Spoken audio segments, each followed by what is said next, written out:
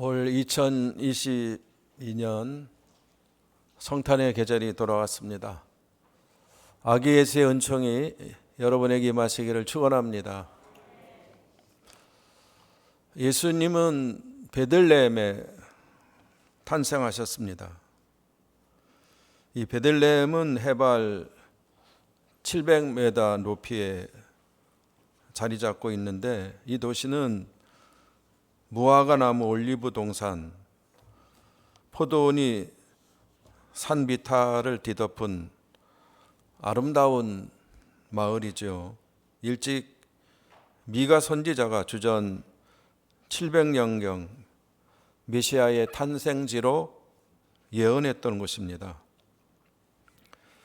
베들레헴은 12월 24일 저녁이면 전 세계에서 여러 종파의 그리스도인들이 함께 모여옵니다. 예루살렘에서 베들레헴 라헬의 무덤을 거쳐 예수 탄생 교회 광장으로 모여오는 것이 가장 오래된 전통입니다.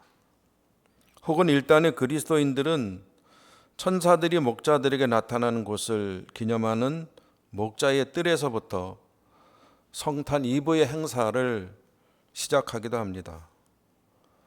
목자의 뜰은 교회 전승에 의하면 베들레헴 시내 항복파 안에서 동쪽으로 약 3km 지점에 아람 마을인 벳사우란 곳에 있는데, 이곳이 전통적으로 알려진 목자들의 들판입니다. 이 장소에서 4에서 6세기경에 옛날 동굴토와 비잔틴 수도원 유적지가 발견되었는데, 여기에 1954년 캐나다 그리스도인들이 아름다운 기념교회를 지었습니다. 이곳에서 시내 항복판으로 이동하면 예수 탄생 기념교회가 자리 잡고 있습니다. 예수 탄생 교회는 성지에서 가장 오래된 교회로, 본래 콘스탄틴 대제의 어머니 헬레나가 333년에 기념교회를 지었다가 화재로 손실된 후에 지금의 건물을 531년 유스티니아누스 대제가 완공한 것입니다. 십자가 모양으로 건축된 이 예수 탄생 교회의 규모는 길이가 52m, 넓이 24m이지만 교회 출입문은 높이가 1.2m에 불과합니다. 이 문은 낮고 좁아서 겸손의 문 혹은 좁은 문으로 불리우는데, 사실은 12세기 십자군 시대의 외부로부터 침략자들이 말을 타고 들어오는 것을 막기 위해 그렇게 낮게 문을 만들었다고 합니다. 이제 이 문을 통과하며 안으로 들어가면 선 캐더린 교회가 자리 잡고 있습니다. 전 세계 크리스마스 이브 자정 행사가 이곳으로부터 중계되는 곳이기도 합니다. 이 교회당 전면으로 가서 제단 양쪽 계단을 따라 내려가면 11개의 은재 캠프와 예수 탄생 지점을 표시하는 14개의 꼭지점을 가진 다윗의 별 모양이 있습니다. 교회 전승에 의하면 이곳이 바로 아기 예수님이 탄생하신 구유 동굴인 것입니다. 당시의 주택 구조는 2층에 사람들이 살고 아래층에 동물을 기르고 있었는데, 그곳을 아기 예수님은 탄생의 요람으로 삼으셨던 것입니다. 2000년 전 아기 예수님의 부모된 요셉과 마리아는 나사렛에서 베들레헴으로 로마 황제 가이사 아우구스토의 명을 따라 호족 등록을 위해 여행길에 오릅니다. 아마도 쉽게 일을 마치고 고향 나사렛으로 올 것을 예상했던 것으로 보입니다. 그러나 뜻밖의 너무나 많은 인파들이 이 작은 마을에 모여들면서 일이 지연되는 중에 숙소를 잡을 수밖에 없었고, 그 와중에 아기 예수의 탄생 사건이 발생한 것으로 추측할 수 있습니다.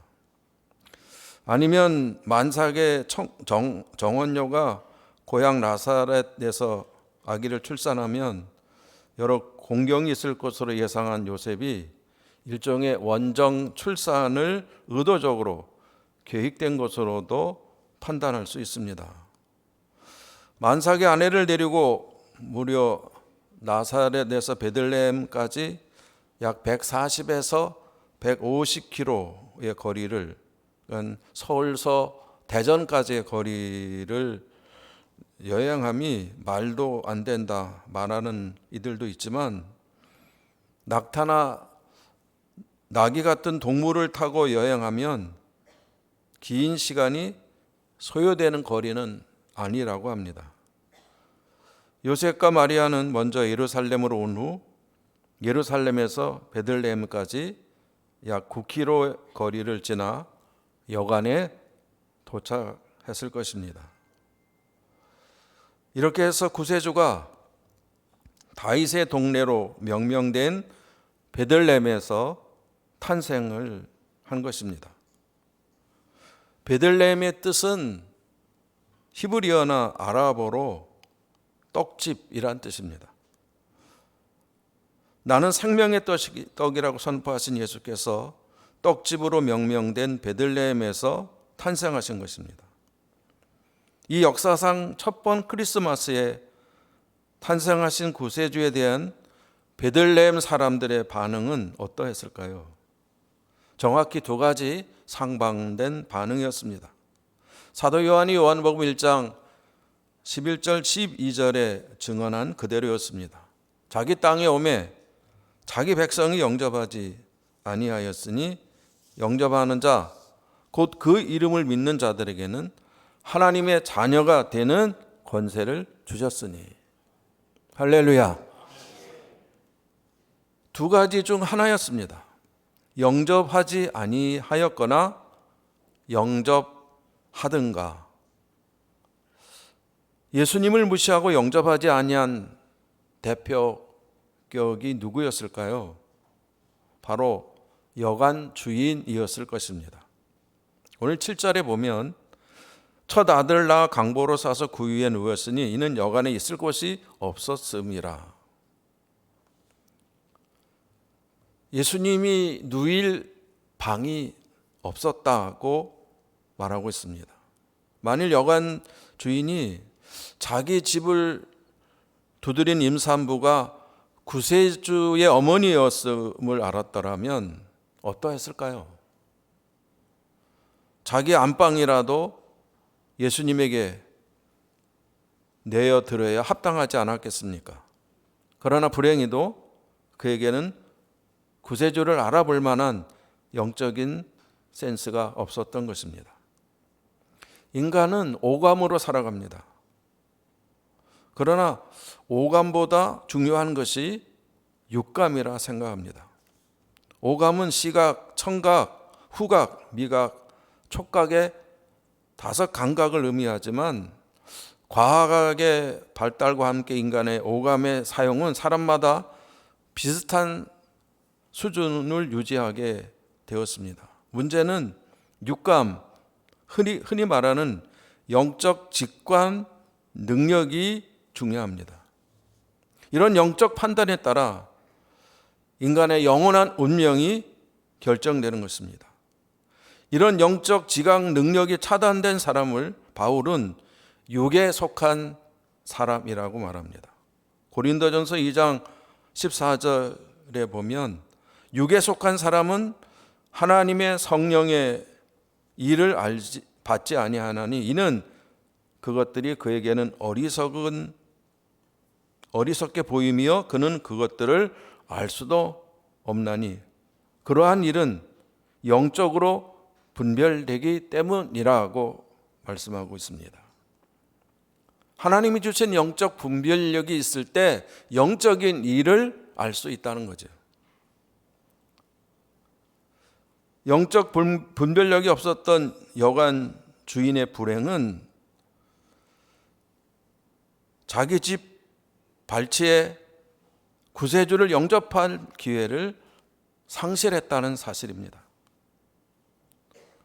반대로 이 첫 크리스마스 구세주를 영접한 사람의 대표는 누구이겠습니까? 그들은 바로 양치던 목자들이었습니다. 목자는 지금 우리의 상상으로는 낭만적인 직업으로 생각되지만 예수님 당시는 최하의 바닥 직업으로 간주되던 것이 목자들이었습니다. 오늘 8절에 보면 그 지역의 목자들이 밤에 밖에서 자기 양떼를 지키더니 주의 사자가 곁에 서고 주의 영광이 그들을 두루 비치매 크게 무서워하는지라. 그들이 당시의 사회 속에 생존이 요구된 가장 큰 이유는 식용 양고기의 필요성이었습니다. 그 양고기가 필요했기 때문에 이들이 필요했고, 또 그들을 통해 성전 제사에 쓰일 제물로서의 양들이 공급되고 있었기 때문에 이 목자들이 필요했던 것입니다. 그러나 그들은 바닥의 삶을 살았기에 가난한 마음으로 예수님을 영접할 수가 있었습니다. 만일 메시아가 예루살렘의 궁중이나 랍비들의 양성소 같은 곳에 태어나셨다면 목자들이 아기 예수님에게 접근이나 가능할 수가 있었겠습니까? 그래서 성경은 심령이 가난한 자는 복이 있나니 천국이 그들의 것임이여라고 말씀하십니다. 해마다 크리스마스가 되면 자주 인용되는 외국 크리스마스 연극 이야기가 있습니다. 랄프라는 이름의 정신지체아의 이야기입니다. 한국에서도 각색되어 덕구라는 아이의 이야기로 공연되어 왔습니다. 이 아이가 예수님 탄생에 대한 연극에 꼭 참여하고 싶어 하자 그것을 허락해 놓고 연극팀이 고민에 빠지게 됩니다. 너무 이 지능이 없기 때문에 무슨 역할을 할 수 있을까? 그래서 마땅한 배역을 찾지 못하다가 누군가가 여관 주인 역을 제안합니다. 그래서 그 역을 맡기게 됩니다. 요셉과 마리아가 여관지 문을 두드릴 때 그냥 한마디 방 없어요 하면 되었기 때문입니다. 나중에 한마디만 하면 너무 섭섭할 것 같아 2번 반복하도록 연습을 시켰습니다. 그런데 막상 실제 상황에서 문제가 발생한 것입니다. 요셉과 임신한 마리아가 문을 두드리자 이 아이는 힘차게 방 없어요. 첫 번째 대답을 했습니다. 그러나 요셉이 제 아내가 임신을 하였는데 어떻게 안 될까요? 라고 하자 이 아이는 두 번째 대답을 한동안 망설이다가 눈물을 글썽이며 갑자기 큰 소리로 외쳤습니다. 방 있어요. 제 방에 오세요. 하고 대답했습니다. 그의 온전한 그리고 순전한 마음이 그리스도를 영접하게 된 것입니다. 사랑하는 여러분, 오늘 저와 여러분의 마음은 구세주여 주님이신 아기 예수님을 영접하기에 충분할 만한 준비가 되어 있으신지요? 아니면 베들레헴 여관의 집주인처럼 번거롭고 복잡한 심정으로 이 성탄을 그냥 지나치고 있지는 않으십니까? 우리 이 성탄의 계절 모두 경험한 마음으로 예수님을 구세주로 하나님의 아들로 고백하며 그분을 영접하시기를 바랍니다. 사복음서 기자들이 예수 그리스도의 탄생 기사를 쓰면서 동일하게 다룬 내용이 있습니다. 예수 탄생 소식이 전해지는 곳마다 기쁨이 가득했다는 것입니다. 마리아는 내 영혼이 주를 찬송합니다. 내 마음이 하나님 내 구주를 기뻐합니다. 라고 소리쳤습니다.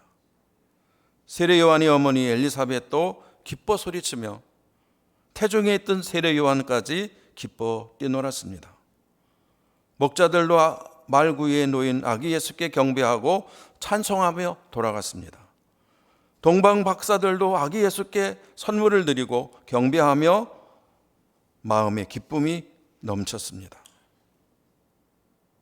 사랑하는 여러분, 우리도 아기 예수께 경배하고 즐거워하며 기뻐하는 모두가 되시기를 축원합니다. 성탄이 오고 있음에 성탄절의 진정한 기쁨과 감격으로 주님을 찬양하고 그 성탄을 즐거워하고 있습니까? 요즘 우리에게 들리는 소식은 우리를 두렵게 만들고 걱정하게 만들고 있습니다.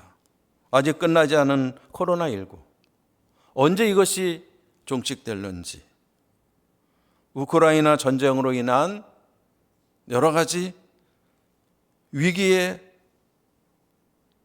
전 세계의 모습들, 이것이 핵전쟁으로 확산되지는 않을지, 그로 인한 경제 위기, 환경 파괴로 인한 많은 재앙들, 정치전 혼란, 어느 것 하나 우리를 안심하게 하는 것은 없는 때를 맞이하고 있습니다. 그러나 이 모든 위기와 문제의 해답은 오직 예수 그리스도이신 줄로 믿습니다. 예수님은 우리의 소망이십니다. 그분이 우리와 함께 하시고 역사하신다면 모든 문제는 해결되고 진정한 기쁨과 평화를 허락하실 줄로 믿습니다. 오늘 다시 한번 예수를 구주로 고백하는 저와 여러분에게 이 기쁨이 넘치시기를 축원합니다. 그리고 이 기쁨을 알지 못하는 자들에게 이 소식을 전해야 할 것입니다. 이 나라가 사는 길은 오직 예수 그리스도, 그분을 경배하고 그분이 주시는 기쁨과 은혜를 누리게 될 때 모든 어려움을 극복하고 하나님이 주시는 진정한 평화와 생명과 자유를 누리며 살아갈 수 있을 줄로 믿습니다. 오늘 성탄 추리 점등, 비록 전기의 불빛을 비추지만 그 빛이 예수 그리스도의 복음의 빛이 비치는 그런 역사가 일어나게 되기를 축원합니다. 주님을 알지 못했던 자들이, 이 진정한 기쁨을 알지 못한 자들이 복음의 소식을 통해 이 기쁨을 알고 주님이 주시는 생명을 얻고 그분이 주시는 평화를 누리며 이 상주와 이 민족이 하나님이 주시는 은혜 안에서 마지막 때에 주님의 뜻을 이룰 뿐만 아니라 땅끝까지 복음을 전하며 하나님의 거룩한 뜻을 이루어나가는 그러한 계기가 되는 이번 성탄절이 되기를 축원합니다. 오늘 함께 예배하고 그것을 축하하러 나온 여러분들에게 오늘 다시 한번 주님이 주시는 이 기쁨과 이 은혜가 넘쳐 올 한 해를 잘 마무리하고 더욱 주의 뜻을 따라 민족과 전 세계를 품으며 하나님의 거룩한 뜻을 이루어나가는 우리 모두가 되시기를 주의 이름으로 축원합니다.